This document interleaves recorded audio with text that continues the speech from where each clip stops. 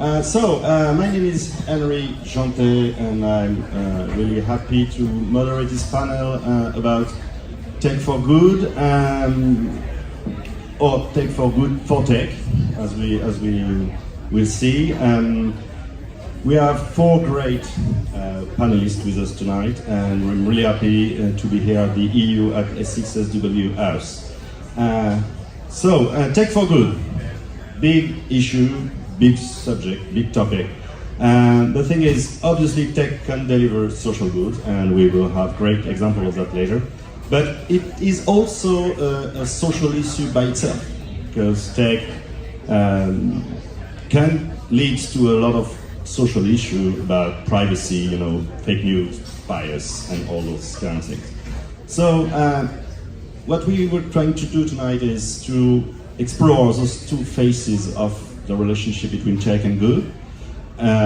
Tech can lead to good, and how can tech reinvent itself to kind of be a better contributor. So tech can fix the problem it created itself before trying to solve others' problem. And can we to do it in parallel or sequentially? So before starting, I just want to introduce some of our great panelists, starting with Cyril Géoda, who is Chief Marketing, Digital and Innovation at RATPDev, which is a mobility company from France, obviously, which operates Austin buses, I think, and the Paris Metro also. We also have the pleasure to have Leslie Robinson here. She's running a program here in Austin called Tarmac, and Tarmac is basically an accelerator for social entrepreneurs. So we're very happy to have her view on Tech4Good and US view there.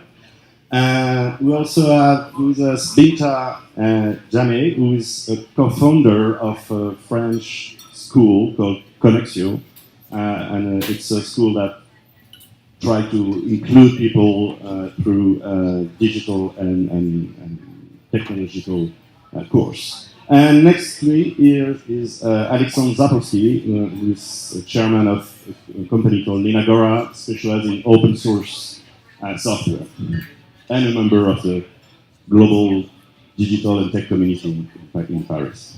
So, first question to our panelists, and obviously we're going to start with Tech4Good. How can tech can help tackle social issue of our society? And I want to start with a simple question: is how is every one of you building a better world through tech? And I want to start with Binta about what you do at Konexio, actually. Sure. So good evening, everyone. I'm Binta, and I'm the co-founder of Konexio. So I think in looking at how we define Tech4Good, in the context of Konexio, it means that ensuring that traditionally excluded publics don't get left behind from integration into the workforce that's continuously being impacted by digital transformation. So when we look at Konexio's context, particularly working in France, currently in France, there are about 15 million people who are digitally excluded. So that means people who don't have access to digital skills for both professional and personal use. And when we look at the publics that are most impacted within this 15 million, we see refugees, migrants, seniors, and people coming from underprivileged backgrounds that are the most impacted. So what Konexio does is we're a digital training school that really tries to fight digital inclusion and that fights to diversify and to humanize the tech industry. So what does that mean exactly? So in terms of diversifying the tech industry, we work on recruiting these profiles from these excluded backgrounds. We train them in the most sought after tech skills on the market, and after training, we put them in direct contact with our client companies who are looking to hire digital talent. And in terms of the part of humanizing tech, I think what we realized is that when we're working with publics who don't necessarily have the social codes that govern the professional world, it's really important to build communities of support to give them all the skills that are necessary to properly integrate. So with our corporate clients like Salesforce and SAP, we co-construct workshops that talk about how do I build a CV? How do I create a LinkedIn profile? How do I prepare for an interview? How do I even dress for an interview?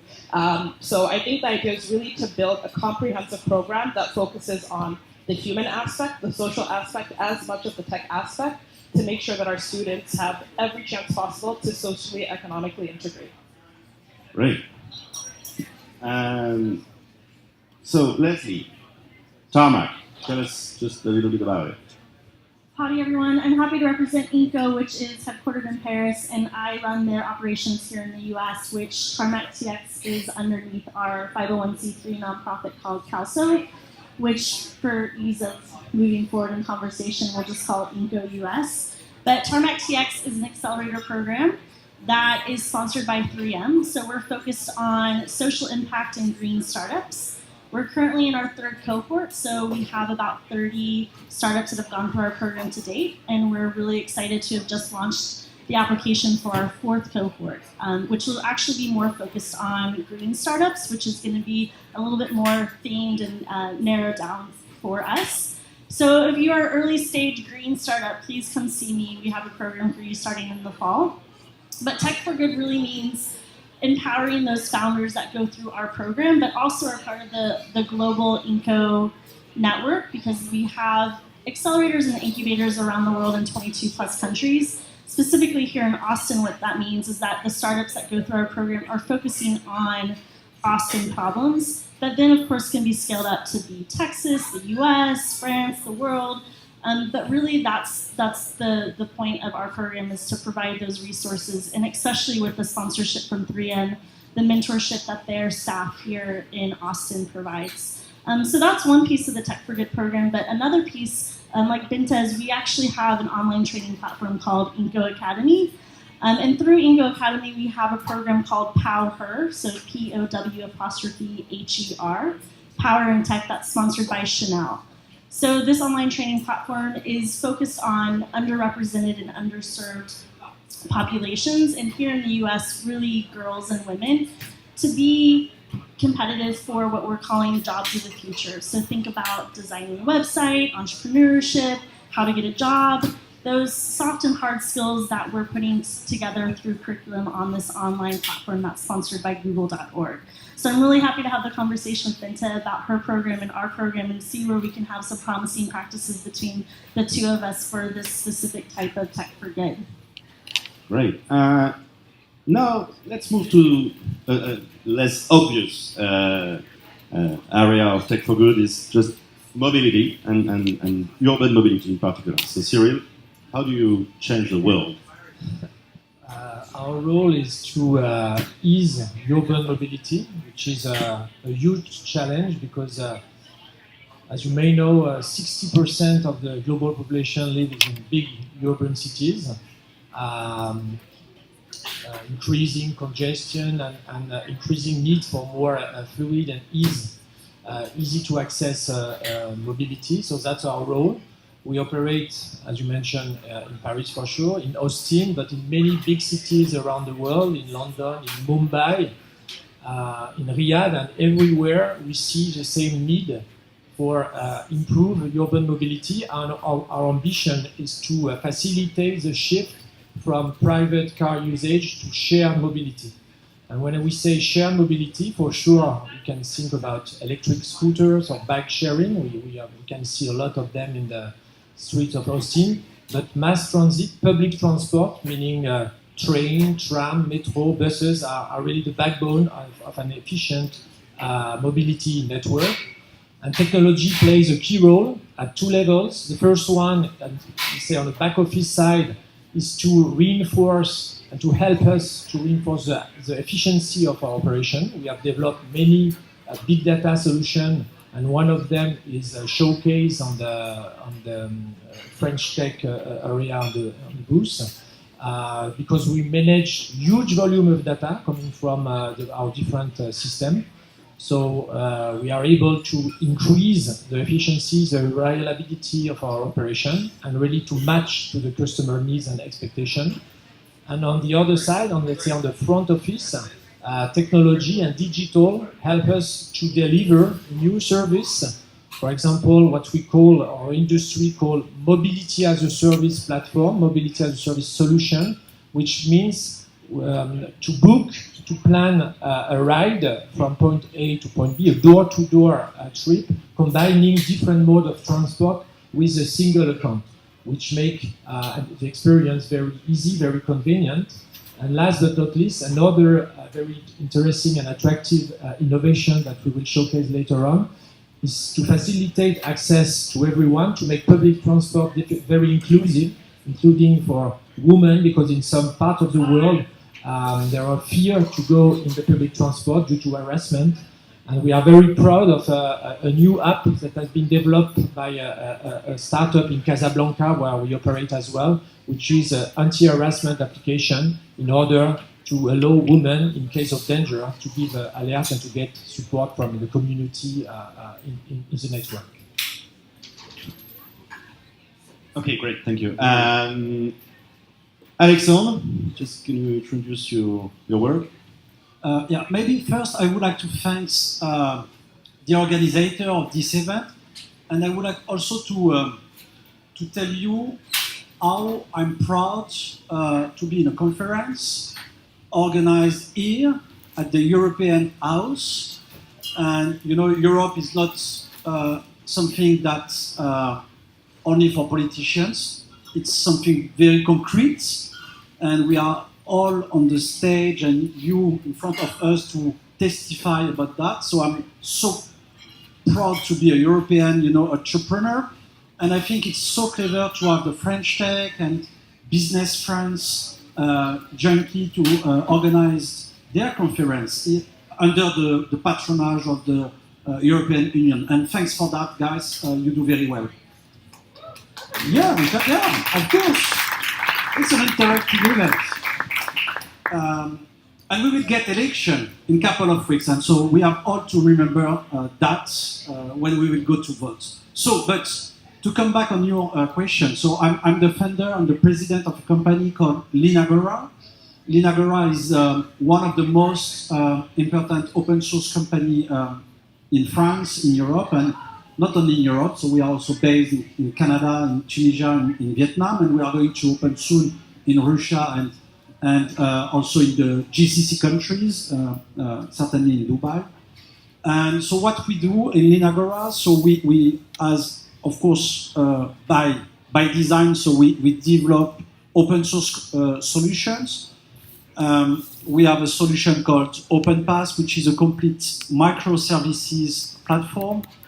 And so basically you can have almost the same kind of services than you can find from Google or from Amazon Workplace, for example, or Microsoft 365, but all in the box. You just need to download it and to use it. It was financed by the French government, so we have invested 30 million euros over the past 6 years to do this platform, and we are very proud of it because we delivered them last year, and we have already some very large success. For example, we have done the global e-administration project in Togo, in Africa, and within one project for a couple of hundreds of euros, we have done the complete digital transformation of Togo. And so what we try to do, what we try to achieve with Linagora is we try to have a positive impact for people, not only in France, in Europe, but in the world. And we try to participate to do the world better by bringing our technologies, our innovation to anyone because of the open source model. And we not only share our innovation and our solution, we also try to transfer our skill. And this is what we call the win-win model, the true cooperation and co-development model. And that's something so important for all of us, and especially for developing countries. That's the only way for them to develop their own digital ecosystem, and I'm very committed to that. You know, I'm someone who, you know, I had many and many proposals from VCs and from companies to sell the company. I founded the company 20 years ago. You know, the valorization is maybe very high, but I don't care about the money. The things I care the most is to try to make the world better, and we need to be all committed to that. And so we also do this amazing personal assistant completely under open source. Of course, the design, the models, the hardware is open, but also the algorithm inside the code, inside the solution.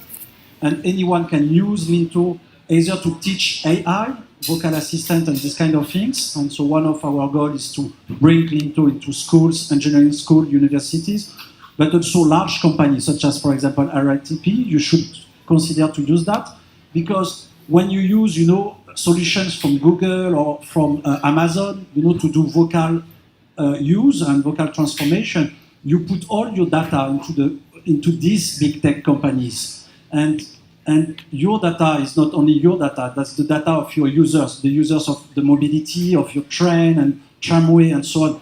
And it's a pity, because at the end of the day, you know, all these companies, they will sell this data to some other company, and because you want to improve your experience, you go directly to use this kind of services. But you could do that in other way. You know, you could do that in more ethical way, and this is what we propose to anyone. Yeah.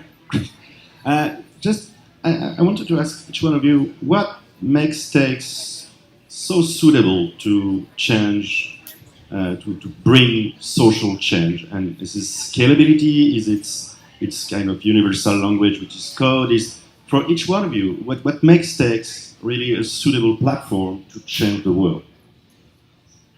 Maybe go on, listen. I mean, having seen 30 startups go through the program and all the different ways that they've used tech to be able to impact what it is that they are passionate about and what it is that they want to change in the world, it's, to me, the diversity and the adaptability of tech. Those are the two things I would say tech provides.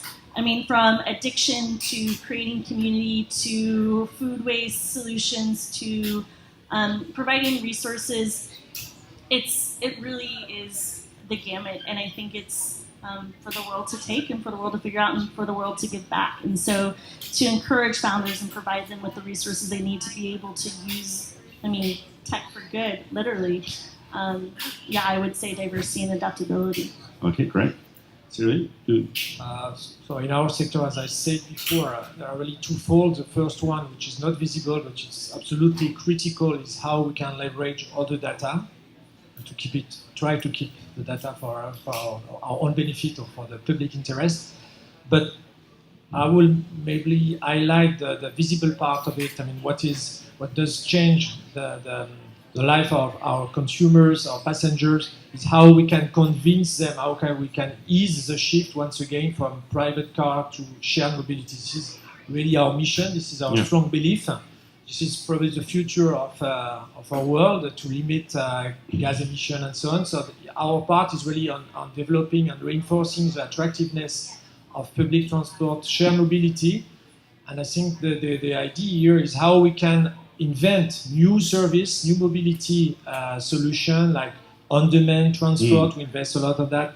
We start to pilot autonomous vehicle. It's not only for the sake of technicity, but also to reinforce and to obtain and achieve a better coverage, especially in a low-density area.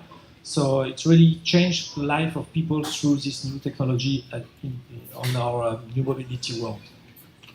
Anyway, what makes tech so important? So I think in the context of the work we do with Konexio, we see tech as kind of being a solution to several societal issues. So I think when we look at purely the idea of, currently in France, 15 million people being digitally excluded and not having access to tech, while looking at how tech, is literally being used for good.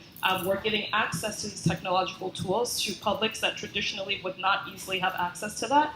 And then by going even further, we're introducing them to career fields or a domain that historically has been very difficult for them to enter in.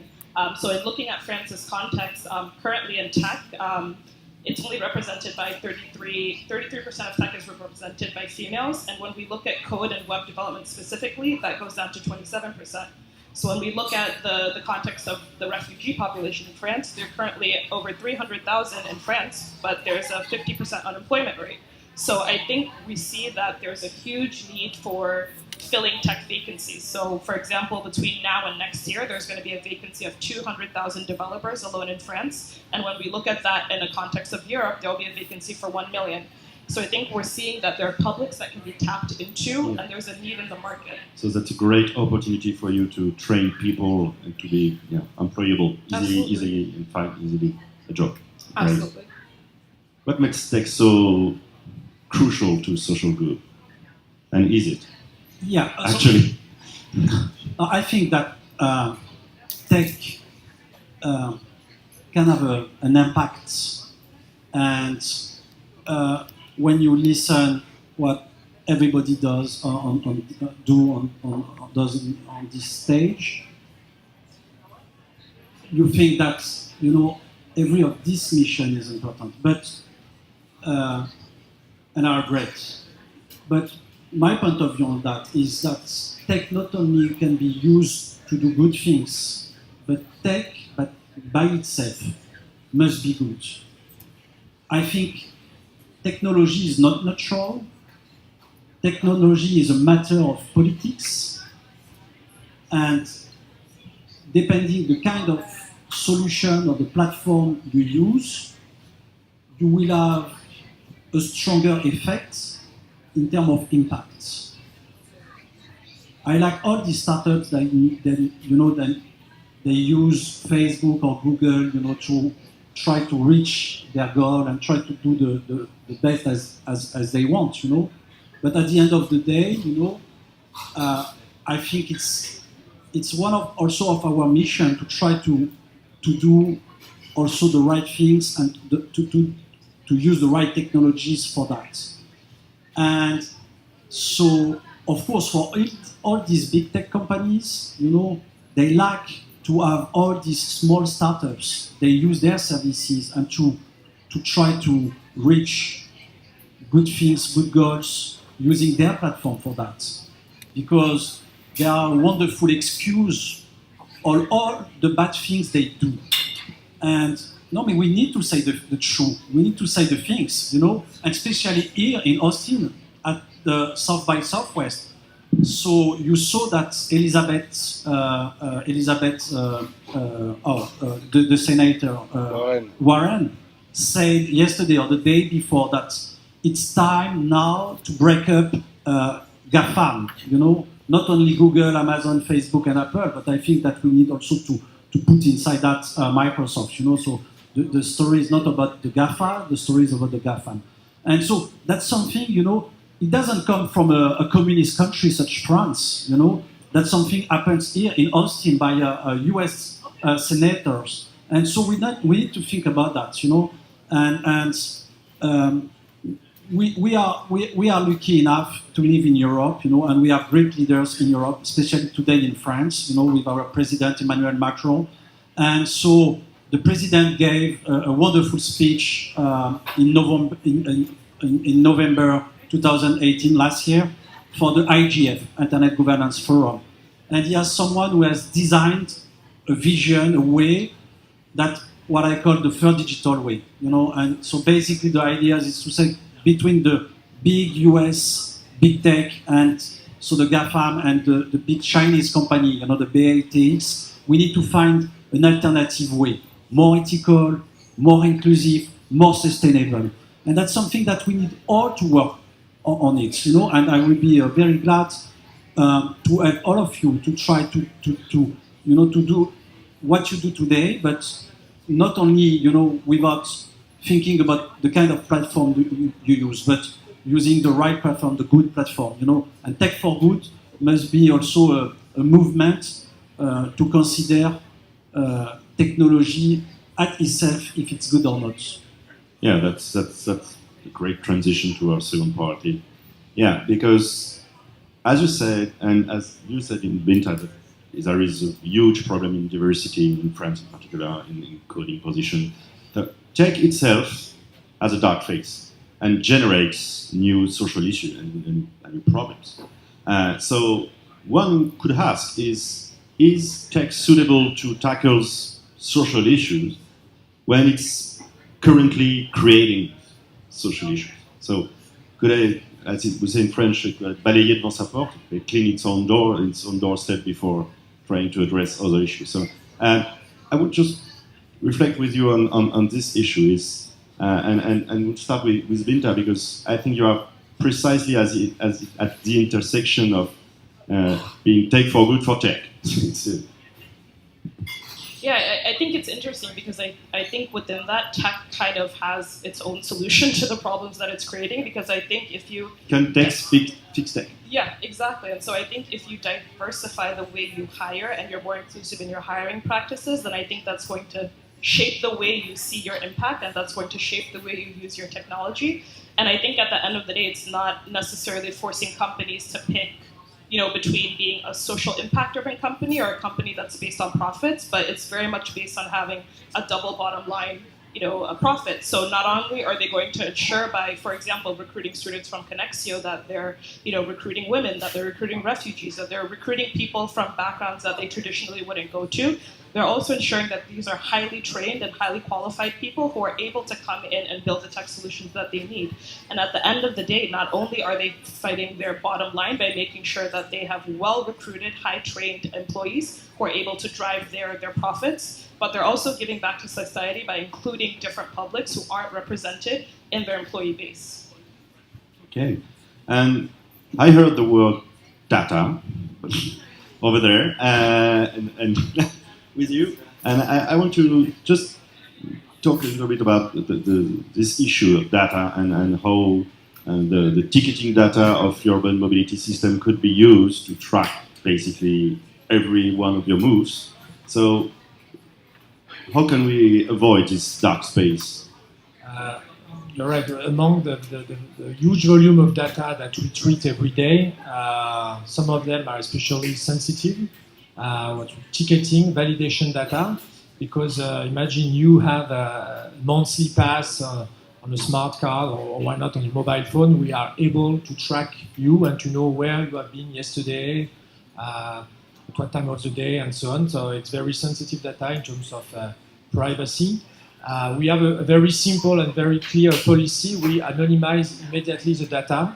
So you disappear as an alias, you're just a number. We don't know who is linked to this specific smart card, so we are not able to reconcile any individual behavior.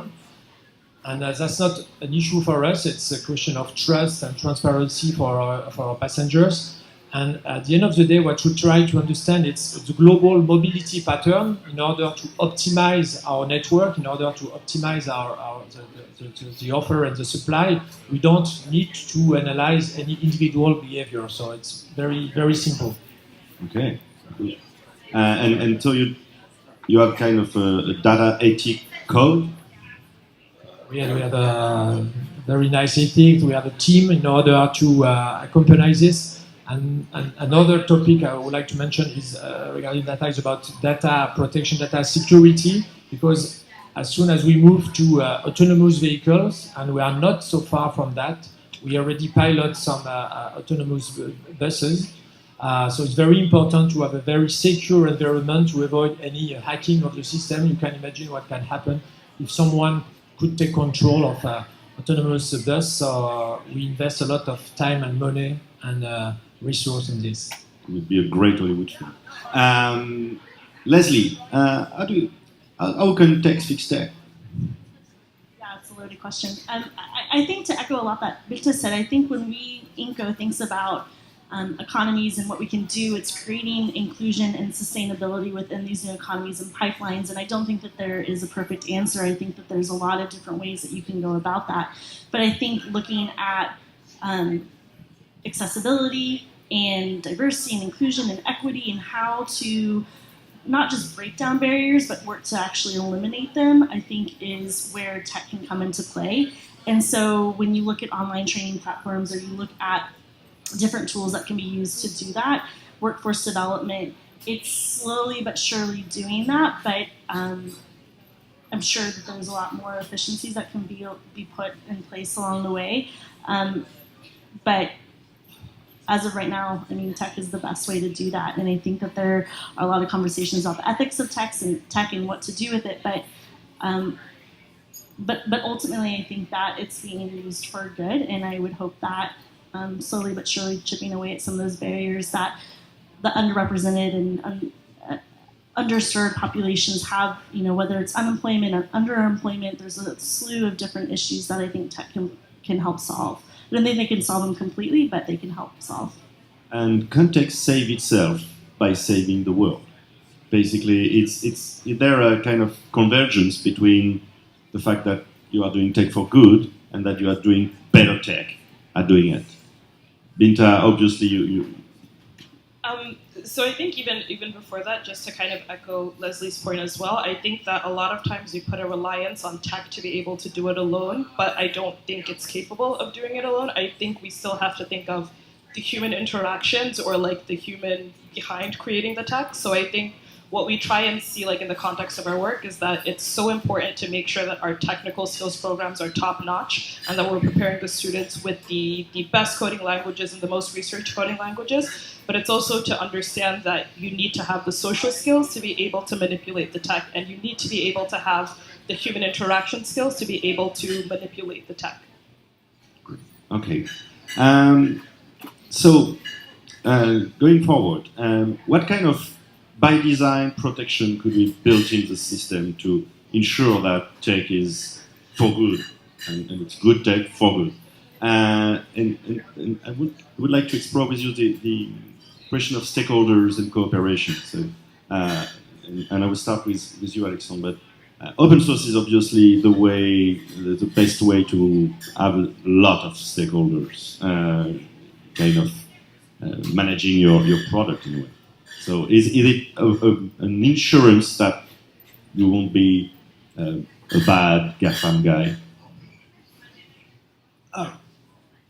So, yeah, of course, by design, open source is something more ethical than classical software.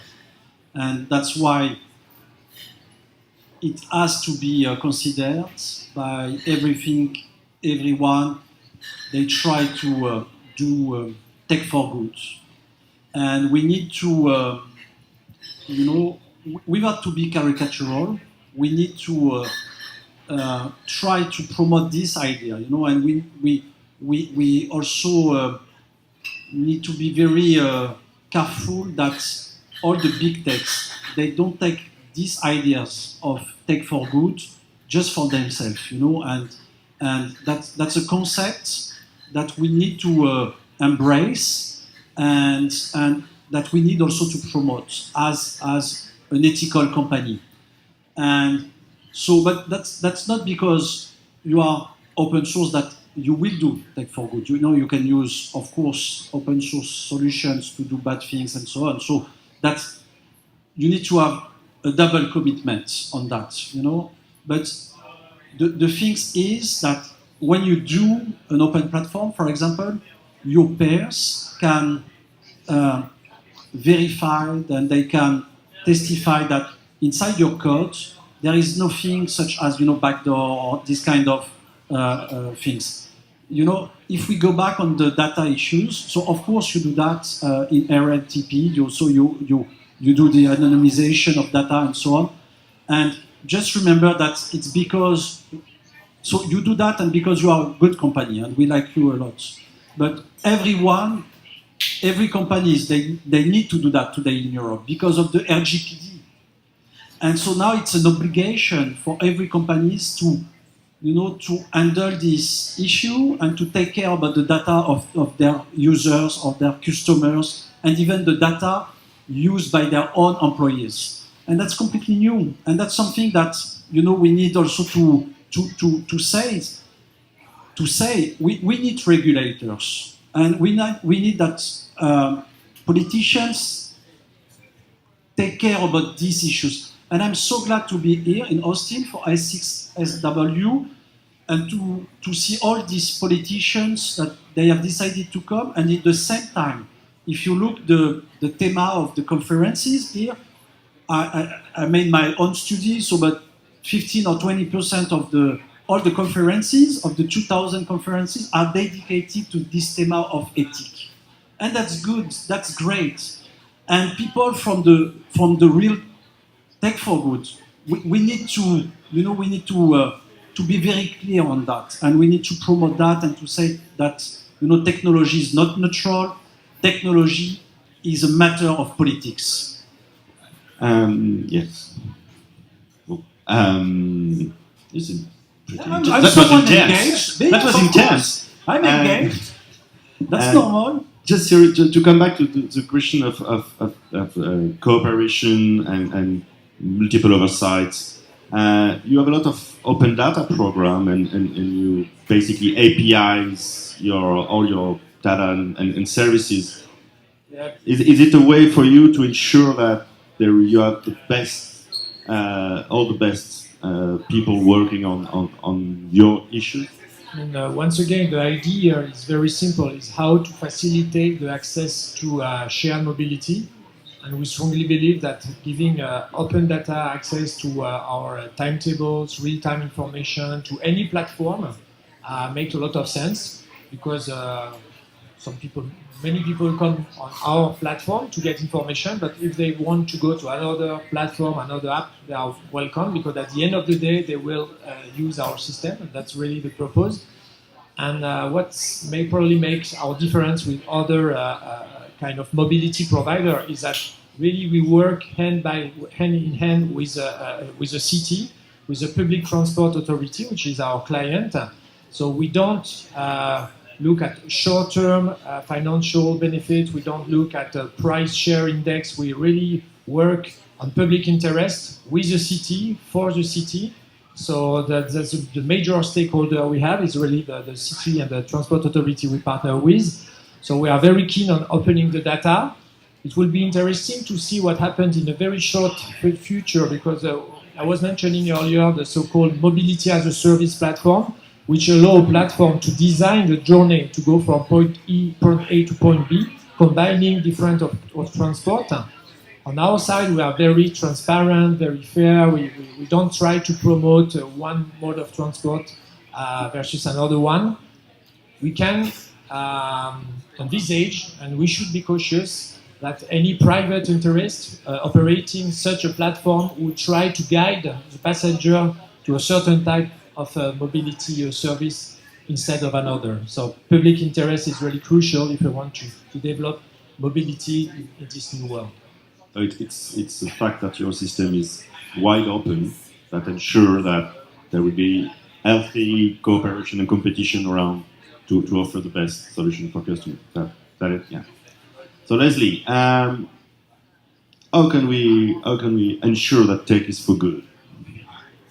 So when I think about stakeholders, and I think about it in relation to Inco Academy, which is our online training platform, I think about just having the right people around the table, and that includes our beneficiaries, but also our community partners, but not just having them at the right table, but keeping them in the conversation. And as we tell our startups, and I think is the most important advice, is to be able to pivot. And so understanding when what you have and what you're providing needs to change to go with what the issue is, I think is the most important. So I like to think about tech as being able to be measured in different types of indicators, but also then pivoted and turned to be actual, actionable insights or checkboxes that you can move to actually making then the impact that you intended in the first place, whichever way you get there, because it's never going to be a straight line. But stakeholders for us have to be the beneficiaries that are going to be going on to use the platform, and that has to always be the top priority. So we have to keep going back to that every conversation, every sentence, every step of the way. Right. And Bita, do you engage with stakeholders also? Yes, we definitely do, and I think to kind of have 2 points in it. I remember Alexandre just said that tech is not neutral, and which it's completely true. I mean, tech is still created by human beings, so everything we're coding is coming. We're not unbiased, beings. So everything we're creating on some level is a reflection of who we are and our values and what we're doing. But if we look at the tech industry and we're consistently seeing the same profiles for creating these technologies, then we're not really going to see a change in how the technology is being used and the technology we're producing. So if we want to be creating tech solutions that are really based in tech for good and that are more inclusive and that are more representative of the societies that we live in, then we have to make sure that we're hiring people who are representatives of these groups that will be using the technology. And in terms of stakeholders, I think we see our position as being, in the cross-section of the private sector, the public sector, and the nonprofit sector, because we use the nonprofit sector quite a bit to be able to recruit our students. So we work with different NGOs who work with refugees, who are working with young people from disadvantaged backgrounds, who are working with women who are interested in coming into tech. But we also do need the collaboration of the private sector, because after they're being trained, we need to be able to put them in contact with their first professional experience. And in terms of bringing the public sector, it's funding for these types of programs. It's communication and marketing for these types of programs. So it's recognizing that no one sector alone is going to be able to find a solution to this. And the more we're able to work across partnerships and work across sectors, the easier it'll be. Yeah, and it's also a way to confront yourself to a different set of requirements and be sure that it's pretty tough. It's hard, but we're not giving up. Okay, great. We are near the end of this panel. Just wanted to ask you one question before getting to the question from the audience. What do you think is the most pressing issue tech should solve in the next 2 years? Alexandre? Dismantling the GAFA. Yeah, of course. No, the problem is not to break up the GAFAM. And the question is that we are already in a kind of big brother world, and so some people are aware about that, but we need to work more on that and to make people more aware about what the big tech, what the giants they do with their data, but not only with their data, with their digital services, and so we need to. So the main things that we should try to achieve all together should be to. And I take the opportunity to be here at the European Commission, European Union House, is to try to develop this third digital way. We need an alternative to to big brothers, giant tech, even so the one from the US or the one from China. These companies, their valorization is between 500 billion euro or dollars up to $1,000 billion. No one can compete against them, and so we need to try to develop a new a digital more ethical, more inclusive, more sustainable, and we need to stop to look after the next Google in Europe. We don't care to have the next Google. We don't need a company with a valorization of 1,000 billion. I prefer to have 1,000 companies with a valorization of 1 billion than only one monopoly with a valorization of 1,000 billions. So we need to change our matrix of innovation, our matrix of financement. We need to change completely our software about the way we need to develop the digital, and we need to start that in Europe. Because you said something very important, Minta. So technology is all about our value, our models, and the kind of society where we want to live. And sorry for that, but in Europe we have strong values, and values maybe that are different than here in the US, and we need to be proud of that, and we need to promote that, and we need to find a way to have a tech, to have a digital ecosystem able to support our value and our the society that we want. And we need to work all of us in Europe, because it's not a matter, it's not an issue that we can solve by ourselves in France or in Germany or in Estonia. That's something that we need to address all together. And we need to have the support of the European Commission and the European Parliament, because it will be only at that level that we can address that. And I'm going to just to go one step beyond. It's not only at the European level that we will be able to fix that. We need to find allies in the whole world, and even here in the US, because a part of the US citizens, they don't want this model. They want also to have an alternative to the big giants, And something happens here in the US, thanks to Trump. This horrible president, is so, it's so dude, it's so stupid that, there is a strong force today in the US that they want something different. They want to have a different society, the one promoted by this guy and the Republicans. And so we need to work all together on that. And even with of course, the US, which is one of our best allies ever in the world. But let's work with the Indian, let's work with Brazil, with Africa, of course, GCC countries. Why not even Russia, Oh, Russia. Yeah, they have, no. So you want to work with Trump? No, Russia, No, of course, no, we don't need to be naive with Russia. They do very bad things and fake news, and we know that, But in the same time, it's a country who has shown that they were able to protect their own ecosystem, their digital ecosystem. They have Yandex instead of having Google. They have a lot of tech companies that are really good. And citizens in this country is like all the citizens in the world. They want to have more freedom. They want to have free speech. They want to have a better world. And so Russian people, we need to respect them. And Russia is part of Europe and so on. And so it's more a political debate. But so we need to construct a positive digital world. And we need to build this third digital way. This is what we want, what we need to achieve in the next 2 years. Maybe we will need more time for doing that, but let's work together on that. More time. Great.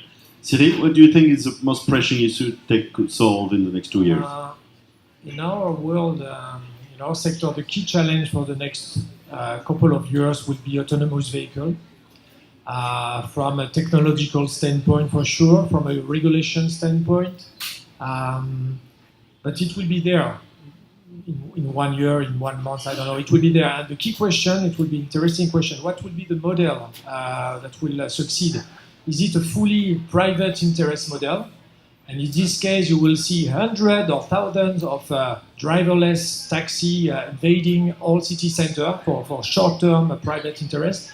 Or is it a more public interest, trying to use this new mode of transport, this new tech, to be more inclusive, to better accompany or serve fragile people, to cover low-density areas? So I think it will be interesting to see how these two models will fight the most together. pressing issue is choosing between those two models. The most pressing issue is to choose between those two models. And choose the right answer. I know. I get it. As you say, Yeah. it's a question of politics, it's a question of regulation, Yeah. it's a question of moral, I don't know, it's a question of vision. But It's a good question. Huh? It's all about the common goods. You're right. And what kind of society do we want? Leslie.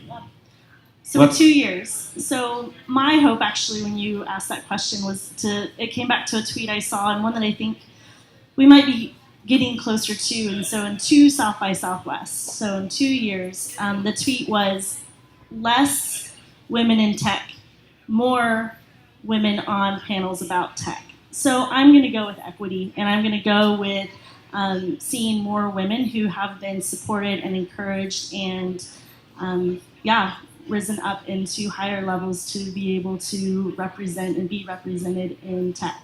So putting it out there. Great. Binta, you have the last word of the panel. Oh, man, It's that's a a lot little of bit of pressure. pressure on you. It has to be brilliant. Okay, let's see. But I'm not worried. So I think it's a perfect segue with what Leslie was saying, what Cyril was saying, what Alexandre was saying. It's this idea that we're all trying to figure out how to have solutions to make tech be more equitable, how tech can be more inclusive, how tech can be more diverse. But the only way we're going to be able to do that is if the people who are creating the tech are more diverse. So I think my hope for 2 years from now is that we're going to see a real shift in terms of the publics who are represented at the table, the publics who have access to technology, the publics who are creating these technological tools. And I think in that way, tech really can be the solution to its own societal problems. Great. Thank you for your participation to this panel. And if you have some questions, thank you.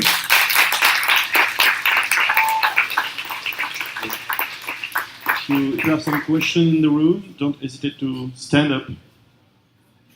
No questions. So thank you for coming. Europe is happy to have you. Who would want to leave Europe? Anyway. Thank you for coming. There will be a kind of cocktail, I think, and we have a great diplomat for you. Better than me and better than Alexander Zapotsky, who just say bad things about the presidents.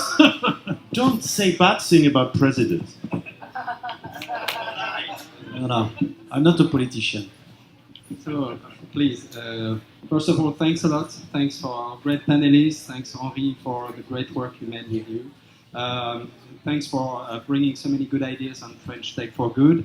As you know, this is the first time we are organizing this kind of event at the EU House, and really thank you at the EU House, the EU delegation, for welcoming us in such a beautiful space. Before we move to the cocktail, just a few things and one last speaker with the best shiny speech of the evening. To tell you that, of course, if we've organized this event, it's also because French tech in France is changing at a rapid pace. We are here with the team of Business France, of the French Tech, of the BPI, to tell you more about the opportunities in France. For our international friends, we are now facilitating the procedures for visa, whereas we have a special French Tech visa. So use this cocktail to know more about it. And I will also, of course, thank our partners because we had great help from RATPDev, first of all, from Cooper South-Based International Realty. Thanks a lot. From Jade Alliance, from Jade Fiducial, from the Cultural Service of the French Embassy in the US, from the Texan-French Alliance for the Arts, and as I said, from the EU delegation. And now, just to conclude, and before we move for a drink, I'd like to give the word to Mr. Parakian, who is the Deputy Mayor of the City of Marseille, because this is also, we used to have Angers here, because of course Angers is sister city with Austin, but today we're very glad that, Mr. Parakian, you brought the delegation of the City of Marseille. Ladies and gentlemen, good evening.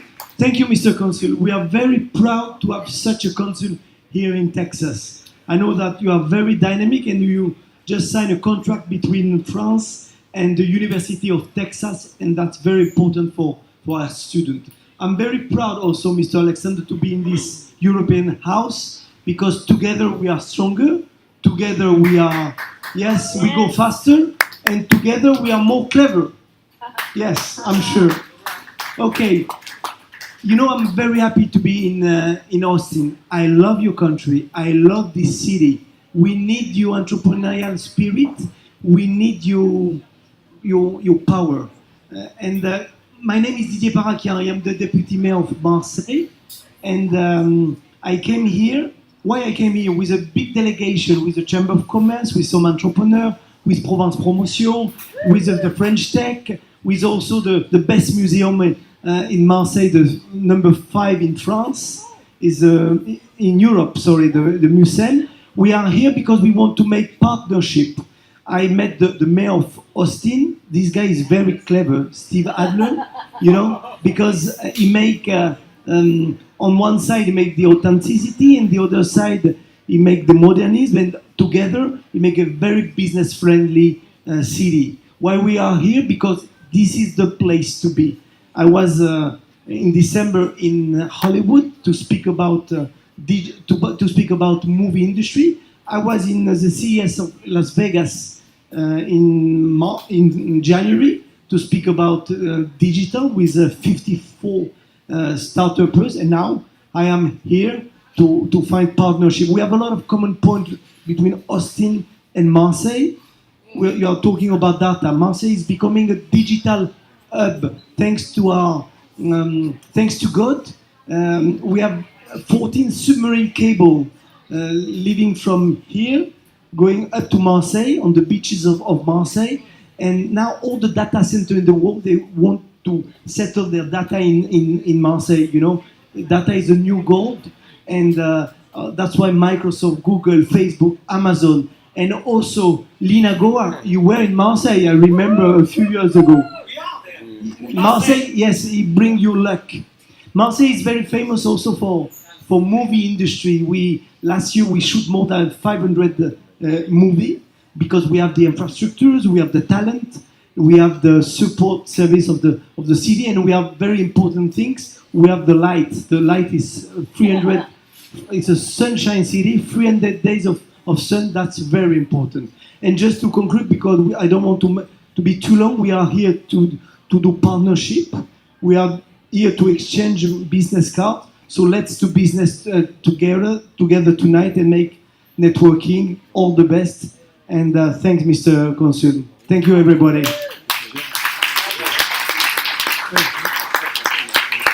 Merci. Enjoy the cocktail and stay. Don't forget at 8 o'clock we'll have the indie rock band from Paris, Stuck in the Sun, for a great concert. Bonne soirée à tous et réseautez.